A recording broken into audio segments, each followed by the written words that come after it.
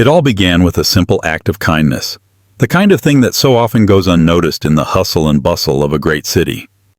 A young woman named Luna had just picked up a toy that fell from a child's stroller, never imagining that the tired-looking man pushing it was not only her future boss, but also a single-dad CEO. "Excuse me, you dropped this?" Luna called out, carefully weaving her way through the tight morning crowd on the subway. The man ahead of her paused, a bit startled, and turned the stroller slightly toward her. Luna bent down without a second thought, scooping up a small, plush rabbit that had tumbled unnoticed onto the grimy subway floor. The little girl in the stroller looked at Luna with wide, curious brown eyes. Once the toy was safely returned to her, she clutched it tightly and whispered a tiny, "Thank you." Luna's face broke into a warm smile. "You are most welcome, sweetheart. I used to have one just like this when I was your age." "Not everyone would stop for something so small," the man said, his voice a little rough from fatigue. "Thank you." Luna looked up at him, a bit surprised by the genuine warmth she saw in his tired eyes. He looked no older than his early 30s, a tall man with slightly unkempt brown hair and a 5 o'clock shadow that hinted at a long night. His business-casual clothes were rumpled, and his face bore the quiet weight of someone carrying far more than just a backpack and a child. "It's small, but it means the world to her," Luna replied, glancing back at the little girl, who was now happily hugging her precious rabbit. The train jolted to a stop, and a rush of people surged toward the open doors. "This is our stop," the man said with a polite nod, lifting the stroller slightly to navigate the platform. "Have a good day." "You too," Luna replied, watching as he and his daughter disappeared into the sea of commuters.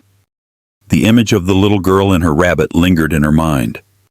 Luna let out a soft sigh and tightened her grip on the portfolio in her arms. She had an important interview to get to. Brightech's headquarters gleamed with polished glass and an air of quiet professionalism. Luna checked in at the front desk, her nerves buzzing with a mix of hope and anxiety. She had been preparing for this day for weeks. Her portfolio was sharpened, her resume revised a dozen times, and every possible question had been rehearsed in her mind. The interview, however, was far from smooth. The panelists were courteous but distant. They fired off technical questions. She fumbled slightly on one of them, and she could see one of the interviewers frown at her limited experience. Afterward, she sat on a bench outside the grand building, feeling completely deflated. She stared at the people passing by, men in sharp suits, women in sleek heels, all with phones pressed to their ears. Everyone looked like they belonged, like they were part of this fast-paced world. She felt like an imposter. Later that night, she returned to her tiny apartment in Queens. The walls were thin and the heating could be unreliable, but it was her sanctuary. She dropped her portfolio on the small table and collapsed onto the futon, exhausted. Her phone buzzed. One new email. The subject line read, "Mentorship Opportunity, Brightech." Luna blinked, her heart skipping a beat. She opened it. "Dear Luna, I saw something in your interview today, something more than just lines on a resume. I believe in second chances. Would you consider joining us as a junior intern under a special mentorship program? Please let me know. Sincerely, your mentor." There was no name, just those two words, your mentor. She stared at the screen, then read the email again and a third time. Her heart began to pound, not with fear but with a surge of hope. Someone at Brightech had seen something in her, something worthy enough to offer a second chance. She exhaled slowly. It felt as if the world had paused for just a second to offer her a different door, a quieter one she had never expected. She walked over to her desk, pulled out an old sketchbook, and flipped to a page of childhood doodles. There, in the corner of a page drawn years ago, was a rabbit that looked just like the one from the train. That moment on the subway stayed with her, stirring a deeper memory, the kindness of a stranger when she was 5 years old. She had dropped her favorite teddy bear in the middle of a crowded amusement park, and a woman had picked it up, dusted it off, and said, "It's okay, sweetie. Nothing this small is ever too small to care about." Now here she was, older and more tired, but still holding on to the belief that kindness mattered. She clicked reply. "Yes." Thank you for seeing something in me. Somewhere in the back of her mind, she saw the man's face again. The gentle way he looked at his daughter. The way he had thanked her, not just politely, but with genuine gratitude. She didn't know his name, but she remembered the look in his eyes, and she remembered the rabbit. Something told her this was not the last time she would see him. Luna stepped into the sleek lobby of Bright Tech on her first official day as a junior intern, clutching her new ID badge with a mixture of excitement and nerves. The walls shimmered with innovation, giant screens displaying current projects, and employees in modern business casual attire walked briskly with tablets in hand. Everything felt fast, efficient, and just slightly overwhelming. She was assigned to the marketing department, a floor filled with glass-walled meeting rooms, sharp voices, and the smell of artisanal coffee. Her desk was small, tucked away in a corner, but it faced the magnificent city skyline. It was more than she had ever imagined for herself. Jake, another intern, gave her a tight, forced smile on her first morning. "Welcome," he said, his tone neutral but edged with suspicion. "They say it's rare to get in mid-cycle. You must have some strong connections." Luna blinked, taken aback by his forwardness. "No, I just applied, like everyone else." Jake simply raised an eyebrow and said nothing more before turning back to his screen. Luna turned away a little stung and tried to focus on her own work. The days that followed passed in a blur of deadlines, data analysis, and intense pressure. Everyone was trying to outdo each other, pitching bold campaign ideas, staying late, and volunteering for extra tasks. Luna pushed herself hard. Even when she doubted whether she belonged, she was keenly aware of how different she was from her peers. She had no Ivy League degree, no list of polished references, just grit, determination, and the lingering memory of a rabbit on a subway floor. Then came the Monday morning meeting. The entire team gathered in the main conference room, murmuring over coffee cups and digital notebooks. Luna slipped into the last empty seat just as the door opened and a man walked in.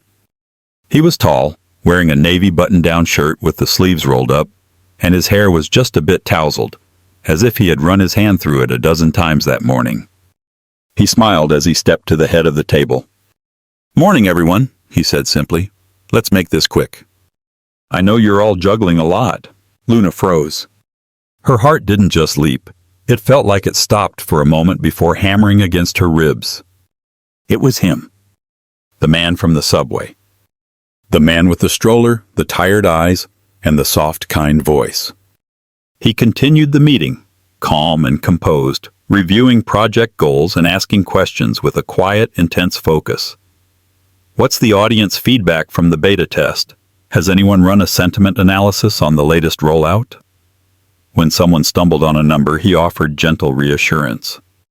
When Luna hesitantly shared a campaign idea, "What if we used real user voices in our next teaser?" he looked straight at her and said, "That's a solid direction." "Explore that." Her chest tightened. He was the CEO. As the meeting ended, people began to file out. Luna sat still for a moment, completely stunned. Jake passed by her chair and leaned in. "That's Ryan Blake, the CEO. But he prefers to just go by Ryan. He's low profile, a total mystery. No one really knows much about him." Luna nodded slowly, her mind racing to process everything. Ryan hadn't looked at her with any hint of recognition. Had it really been him? Was she mistaken? No, she remembered his eyes. She remembered the way he had looked at his daughter, the gentle warmth he carried. Back at her desk, Luna could barely concentrate. She kept sneaking glances toward the executive floor beyond the glass, wondering, why would someone like him, a CEO, be riding the subway with a child? Why had he helped her get this internship? And why, now, was he pretending like nothing had ever happened between them? Later that afternoon, she passed by a conference room and saw him inside, speaking with a product manager. His posture was relaxed, but his focus was sharp. He nodded as he listened, scribbled something in a notebook, and then let out a soft, brief laugh. She ducked out of sight before he could see her. A knot had formed in her chest, a confusing mix of awe and bewilderment. If he was truly her anonymous mentor, why not just say so? Why the secrecy? She sat back at her desk and opened a blank document, typing random words without really seeing them.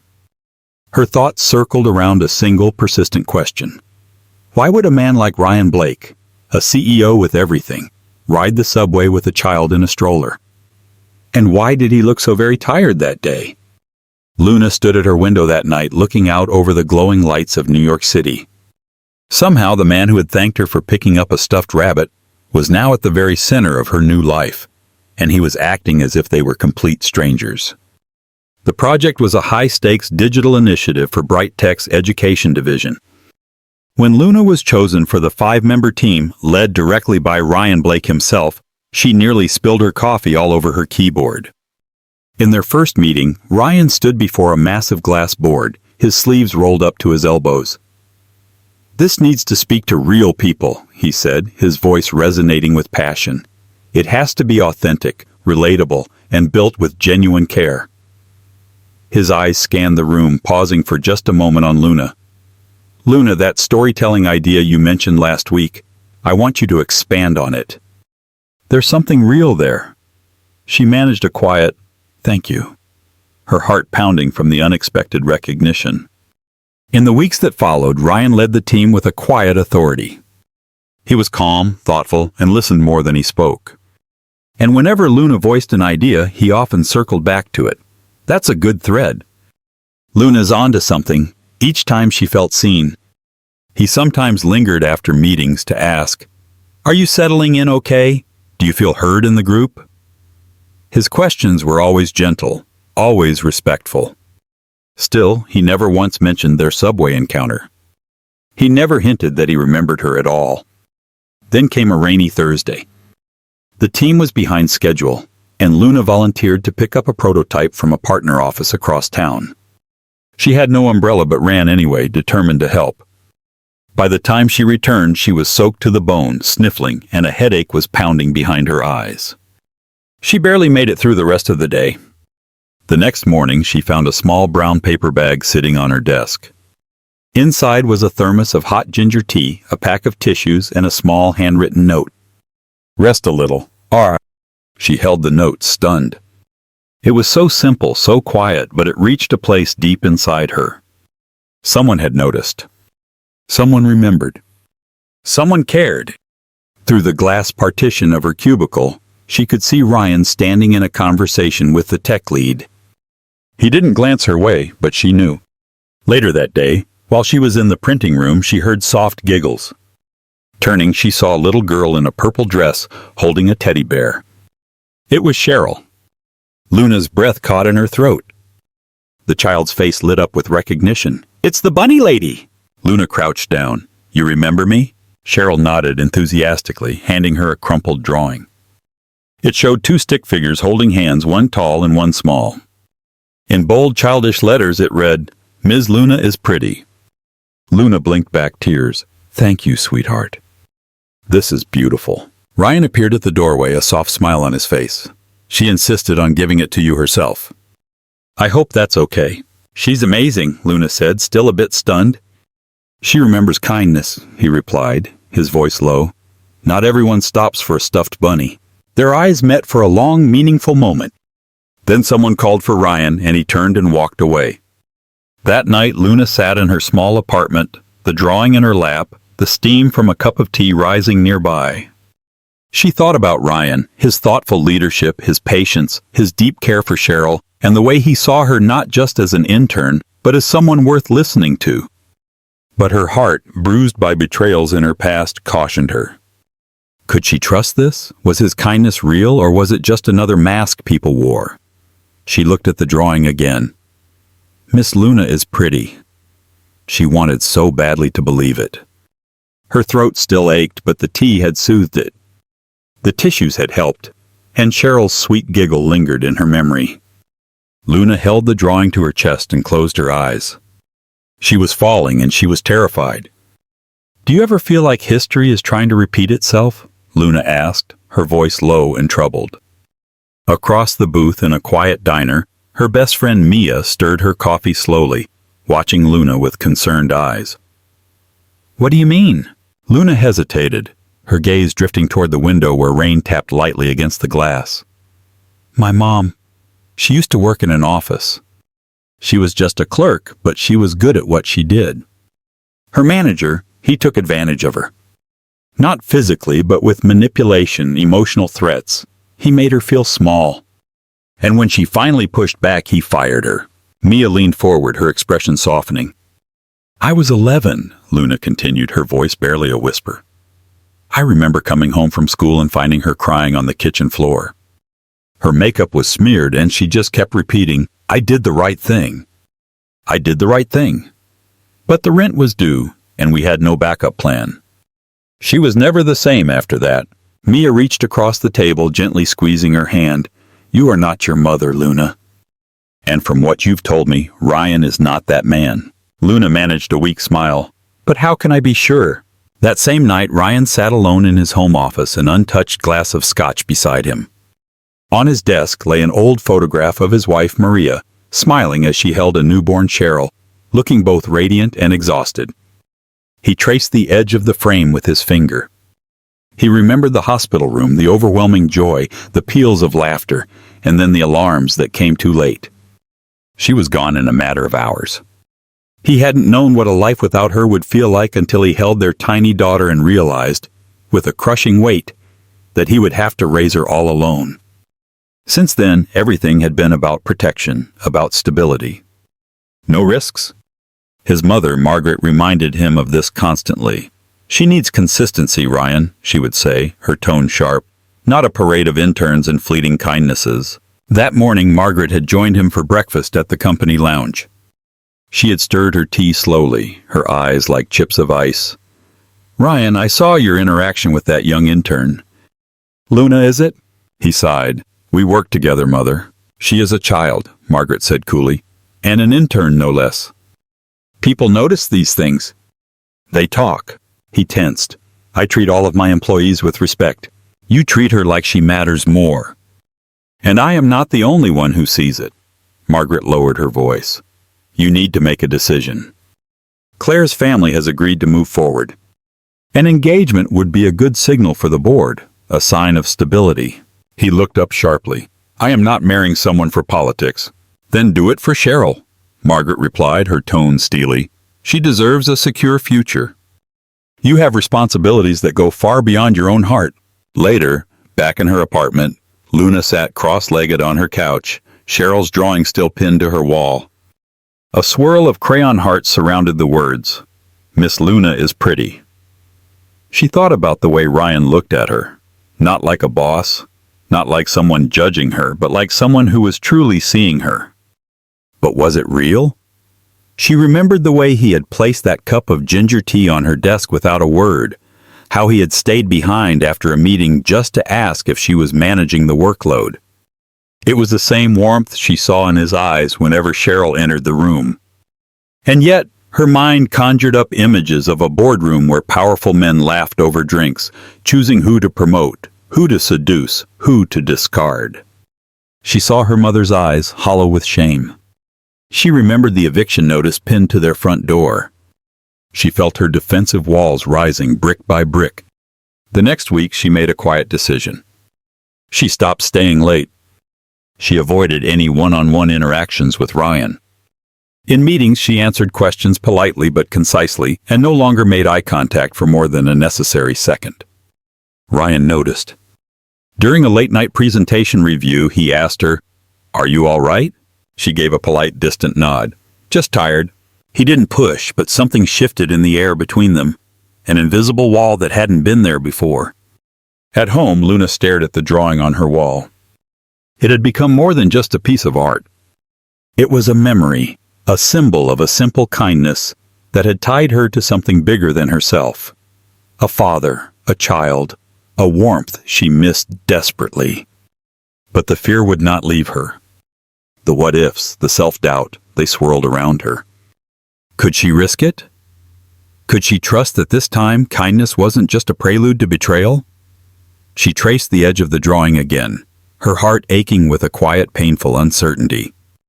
The murmurs started in the break room, a place where gossip thrived like weeds in the sunlight. Jake leaned against the counter, his arms folded, his voice lowered just enough for others to overhear. You know, Ryan, people say he likes to test the staff. He pretends to be just a regular guy, watches how you act when you think no one important is looking. Luna, passing by with her coffee, froze in her tracks. Another intern, her eyes wide with curiosity, asked, "You mean like a loyalty test?" Jake smirked. "Call it what you want. I heard he once joined a coding team under a fake name for a month before promoting one of the engineers. The guy thought they were friends. Turns out he was the CEO all along." Luna's stomach turned to ice. The rabbit, the soft smile, the hidden hand that had given her a second chance, the tea on her desk, the subtle nods of approval.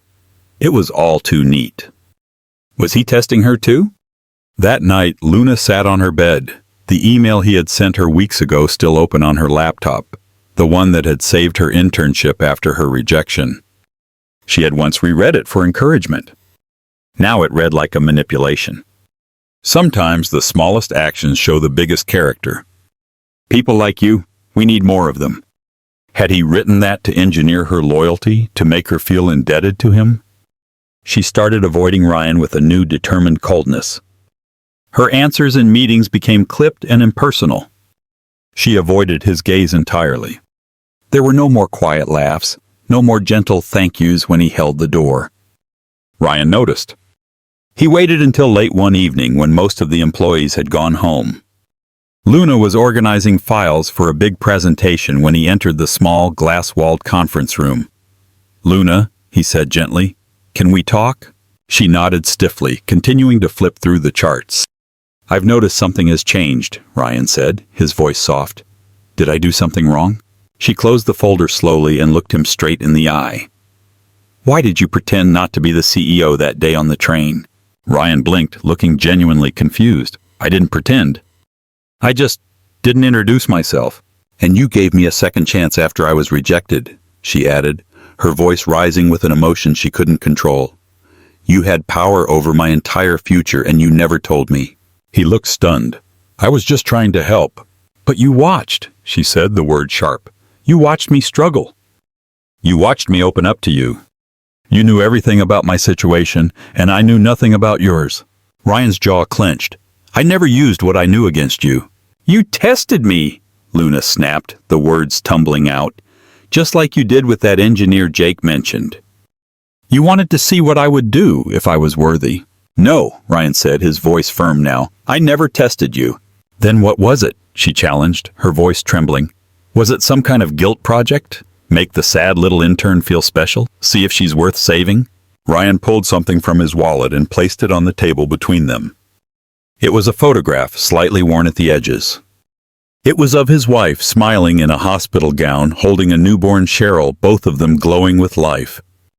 "She died the same day this photo was taken," he said, his voice quiet but heavy with a pain that was still raw. "She lost too much blood. I walked out of that hospital with a baby in my arms and an empty soul. For a long time, I didn't know how to live after that." Luna's anger wavered, replaced by a wave of shock. "I wasn't testing you, Luna," he continued, his eyes pleading with her to understand. "I was trying to feel human again. You picked up a toy rabbit on a grimy subway floor, and for the first time in a long, long time, I saw an act of pure kindness, with no expectation of anything in return.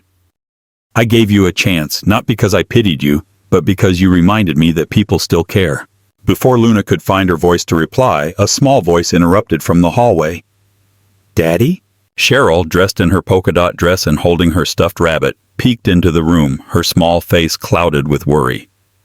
"Why is Ms. Luna mad at you?" Ryan stood up. "Sweetheart." But Cheryl rushed in, wrapping her tiny arms around Luna's legs. "Please don't be mad at Daddy," she pleaded. "He's a good daddy." "He misses Mommy, but he smiles more when you are here." Luna's heart cracked clean in two. She bent down, brushing a tear from Cheryl's cheek. "I'm not mad at your daddy, sweetheart." "But you're crying," Cheryl whispered, her own eyes filling with tears. Luna couldn't respond. She gently detached Cheryl's arms, stood up, and walked out of the room, past Ryan, past the memories, past the overwhelming guilt. In the empty break room, she collapsed onto a bench, the tears she had been holding back finally spilling freely. From her tote bag, a folded piece of paper slipped out. It was Cheryl's drawing from weeks ago. Crayon hearts and curly hair and big happy eyes with the words, "Ms. Luna is pretty." She clutched it to her chest, her shoulders trembling with sobs. For all the walls she had built around her heart, a little girl had walked right through them, and it hurt more than she ever could have expected. Luna handed in her resignation on a rainy Thursday morning, her heart heavier than the dark clouds that hung over the city. The whispers in the office, the half-finished sentences that stopped the moment she walked into a room, the new distance in her co-workers' smiles, it was all too much. Jake's rumor had done its damage, and she was tired of defending something she couldn't explain, of pretending she didn't care. Ryan read her letter in silence, seated behind his large desk. He looked up only once, his eyes unreadable. "If this is truly what you want," he said softly, "I won't stop you." Luna nodded once, her throat too tight to speak. "It's for the best." As she turned to leave, he added, "You should check your email before you go." She didn't reply. Her inbox pinged with a new message minutes later. The subject line read, "About the rabbit." She closed her laptop without reading it.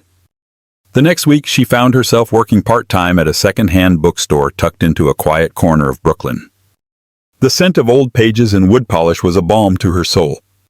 She stocked shelves, rang up customers, and spent her breaks tucked between aisles of poetry and philosophy, trying to rebuild the quiet inside her. She told herself she had made the right choice, until the day Cheryl walked in. It was a slow Wednesday afternoon, and Luna was shelving books in the children's section when she heard a familiar, happy giggle. She turned and froze. Cheryl stood by the reading rug, holding a worn picture book in one hand and her beloved bunny in the other. Behind her was a young woman Luna assumed to be the nanny. "Miss Luna!" Cheryl squealed, dropping the book and running over to her. She wrapped her arms tightly around Luna's waist, burying her face in her sweater. Luna blinked, completely stunned. "Cheryl?" The nanny looked apologetic. "I'm so sorry." She insisted we stop when she saw the store from the car. Luna crouched down, her voice low and gentle. "What are you doing here, sweetheart?" Cheryl looked up at her, her big brown eyes full of emotion. "I missed you." Then, her expression turned serious. "Do you hate my daddy?" she asked suddenly. "Because he cries sometimes, when you're not there." Luna opened her mouth, but no words came out. "He says you're brave," Cheryl whispered. "Like Mommy was." The world seemed to shift under Luna's feet. The nanny called gently, and Cheryl gave Luna one last tight squeeze before waving goodbye, dragging her bunny behind her. Mia arrived that evening holding 2 coffees and a knowing look. "You saw her, didn't you?" Luna nodded, still shaken. Mia handed Luna her phone. "You need to read that email, Luna." "You need to." Luna hesitated. Her hands trembled slightly as she unlocked the screen and opened the message Ryan had sent days ago. Subject, about the rabbit. "Luna, I know you are hurting, and I hate that I am part of the reason why. But I need you to know something. That day on the subway, when you picked up a toy that no one else would have even noticed, you did more than just return a stuffed animal. You saved my daughter's smile. You reminded me of my wife, who used to say, 'Kindness is what remains when the world forgets to be kind.' But more than that, when you picked up that rabbit, you gave me a reason to look up again. You made a grief that felt unbearable feel, for just a moment, bearable. You gave me a glimpse of hope at a time when I didn't think I deserved any. So no, I was not testing you. You were the one who reminded me that compassion still exists, that people still care even when they don't have to. And for that, for everything, I thank you. I hope one day you will forgive me for not saying all of this sooner. R." At the bottom of the email, a scanned drawing appeared. It was from Cheryl. In crayon, beneath a wobbly sun and a smiling bunny were the words, "Ms. Luna, please don't go." Luna stared at it, her vision blurring with tears. Mia reached over, squeezing her hand. "Sometimes the ones who see us most clearly are only 4 years old," she said softly. Luna said nothing, but her tears fell freely onto her phone screen. Something inside her that had been frozen for years finally cracked open, and this time, she let it. The grand ballroom shimmered with light and music. Bright Tech's end-of-year gala was an elegant affair, with silver linens, a live jazz band, and the soft clinking of glasses. Luna stood near the back in a simple navy dress, her heart unsteady. She hadn't planned to come, but Cheryl's drawing was still in her purse, a constant reminder, and her heart hadn't quite moved on from the man who once noticed her cough and left her a cup of tea. The lights dimmed. A single spotlight lit the stage. Ryan stepped up to the podium. He looked every inch the CEO now, in a sharp tuxedo, his presence calm and commanding, but his voice still carried that quiet warmth Luna remembered so well. "I stand here tonight not just as the CEO of Bright Tech," he began, "but as a father. A single father who was reminded, when I least expected it, that kindness, quiet, unnoticed kindness, still matters more than anything." The room stilled, the chatter fading to a hush. "Months ago, a young woman picked up a stuffed bunny for my daughter on a crowded subway floor. A small act, perhaps, but to me it meant everything." Luna's chest tightened, and she could feel her heart pounding. "That woman is here tonight," Ryan continued, his eyes scanning the crowd until they found hers. "She didn't know I was anyone important. She just cared." On the large screen behind him, a new logo appeared. It read, "Small Kindnesses." "It's our new charitable initiative," Ryan announced, "to support the unsung heroes who make the world a gentler place, in our neighborhoods, our schools, our hospitals, wherever quiet goodness lives." A wave of applause rose through the room. Then a small, clear voice rang out, "Miss Luna?" Cheryl, in a beautiful little dress, ran toward her, her arms wide open. Luna knelt, overcome with emotion, and hugged her tightly. "You came," she whispered. "You're my angel," the little girl said, hugging her back. Camera flashes burst around them. From the front row, Ryan's mother, Margaret Blake, stood stiffly. She stepped to Ryan's side and whispered something sharp and urgent in his ear. He listened, nodded once, and then returned to the microphone. "I want to be perfectly clear," he said, his voice steady and strong. "The woman my daughter loves, the one who changed my life, is the person I choose. Not for business, not for strategy, but for truth." Gasps stirred through the crowd. Margaret turned on her heel and left the ballroom without another word. Later that night, snow began to fall softly over Central Park. Luna and Ryan sat on a quiet bench, with Cheryl asleep on the seat between them, her head resting on Luna's lap. "That speech," Luna began, her voice soft. "I meant every word," Ryan replied, his gaze unwavering. "I've been so scared," she confessed. "Scared of you, of getting hurt again." "I've been scared too," he admitted. "My mother wanted safe choices, strategic ones. I nearly gave in to that pressure. But then I realized, what's the point of protecting a life that isn't real?" He pulled out a small velvet box. Luna stiffened. "Ryan, it's not a ring," he said with a small, reassuring smile. "It's a key." Inside was a simple antique brass key on a silver chain. "I'm not asking you for forever," he said, his voice filled with emotion. "Just for the chance to build something true together." "At your pace?" Luna looked from the key to his eyes. "You turned down a planned engagement for this? For me?" She hesitated. "And what if it doesn't work?" "Then at least we tried." "Honestly." The wind stirred her hair. She took the key slowly. From the stroller parked beside the bench, Cheryl stirred in her sleep. Luna gently brushed a snowflake from the little girl's hood. "She's why I came tonight," Luna said. "She believes in things I forgot how to." "She reminds me too," Ryan whispered. Luna reached for Cheryl's small hand, then looked at Ryan, a sense of peace settling over her for the first time in a long time. "I forgive you," she said softly. He nodded, his eyes damp with relief. "And I believe you," he replied. "That's all I ever wanted." The three of them sat there for a long while beneath the snowy trees. No longer strangers, not yet a perfect picture, but something real. A small family, gently formed and freely chosen. 1 year later, Luna stood by a vibrant mural wall at the headquarters of the Small Kindnesses Foundation, chalk dust on her fingers as she helped Cheryl draw a field of giant sunflowers. What had begun as a charity initiative had grown into something far more meaningful, a true force for good in the city. Once a hopeful intern who felt like an outsider, Luna was now the public engagement coordinator, helping to find and share stories of compassion from all across New York. Wearing a faded yellow cardigan, her hair tied in a messy bun, Luna looked completely content, her smile one of quiet, genuine joy. Cheryl, now 5.5, giggled beside her, adding a bright rainbow above the flowers. Ryan walked out of the building, a toolbox in hand. "Front wheels wobbly again," he said with a grin, crouching next to Cheryl's well-loved stroller. Luna raised an eyebrow at him. "Let me guess. You used a paperclip again," he chuckled. Paperclips are engineering marvels. They laughed together, a comfortable harmony forged by time, trust, and 1,000 small shared moments. Mia arrived, her arms full of wildflowers. "Told you one subway ride could change your life," she said, pulling Luna into a warm hug. "You also told me to never talk to men in suits," Luna whispered back playfully. "Well," Mia said with a laugh, glancing over at Ryan and Cheryl, "I'm glad you ignored that part." "You look happy, Luna." "Truly happy." "I am," Luna said quietly, and she meant it with her whole heart. Later that afternoon, as guests began to leave and the cleanup started, Jake approached them.